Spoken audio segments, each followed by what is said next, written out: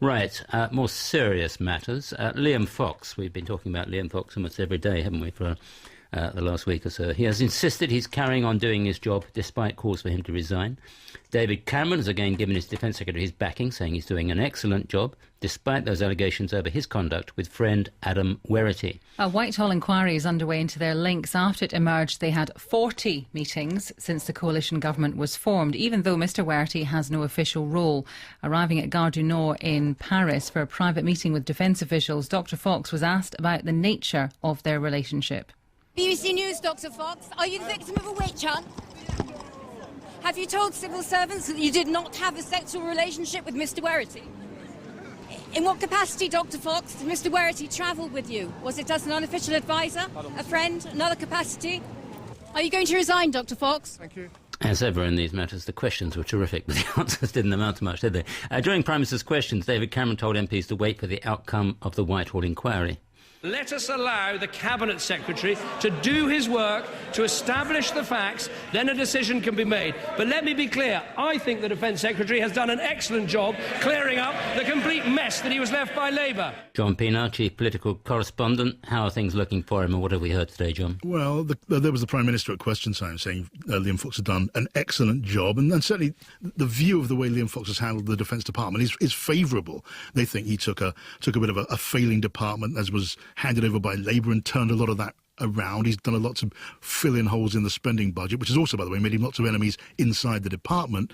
But yeah, so far so good for Liam Fox. And there was the Prime Minister saying he'd done an excellent job. But there was a qualification, which was wait for the report by the Cabinet Secretary, the top civil servant, Sir Gus O'Donnell, and then he would reach a judgment. And that report, of course, is now looking at Mr Werrity, where he gets his money, what was the connection, what did he know and get from Liam Fox by way of details of what's going on inside the MOD. Was there something there that would in the end be too much for Liam Fox to bear and still carry on as Defence Secretary? Right, a brief mention then of this charity Atlantic Bridge, which is tied up, because we're going to talk about that next to a blogger who's particularly interested in it. So what give us the bare facts. Well, Atlantic Bridge, you go back to the days before the Conservative Party was in government. Atlantic Bridge was a charity. It was closed down fairly recently because the Charities Commission thought it was just a bit too political. But Atlantic Bridge was there as a kind of, a nexus, a think tank between conservative, right-wing thinkers on both sides of the Atlantic. And Dr Fox was involved in and used the charity Atlantic Bridge. So did Mr Werrity, to go about the world and mix with their like-minded, kindred spirits here and in America. It survived on donations, and the donations were used partly in that way. The big question is, was there any of that money coming in from defence interests, and did it buy simply an opportunity to mix and mingle and talk politics, or was it about policy also and making connections? Right, thank you for that, John. Stephen Newton is a political blogger who's looked into Atlantic Bridge. Is that a fair description, Stephen? I think it is up to a point, except I think it's an exaggeration to call it a think tank, because it didn't actually commission or publish any research. What did it do then? Well, I think what John sort of hit the nail on the head when he talked about meeting to mingle and chat, and that's really what it was about. It was about helping senior Conservatives in this country to network with their allies in the United States, which on the face of it doesn't sound too bad, except that as a charitable enterprise, is it? Except it's not a charitable enterprise, and they were obviously doing that with a view to taking advantage of the generous tax breaks that charities enjoy. Indeed, the tax break being such that once you donate to a charity, then there's no tax. Well, that's absolutely right, and there was actually they actually did quite remarkably open about this, actually, and actually describe a system in one of their annual reports where people who would like to attend an event in the United States could make a donation to their British charity.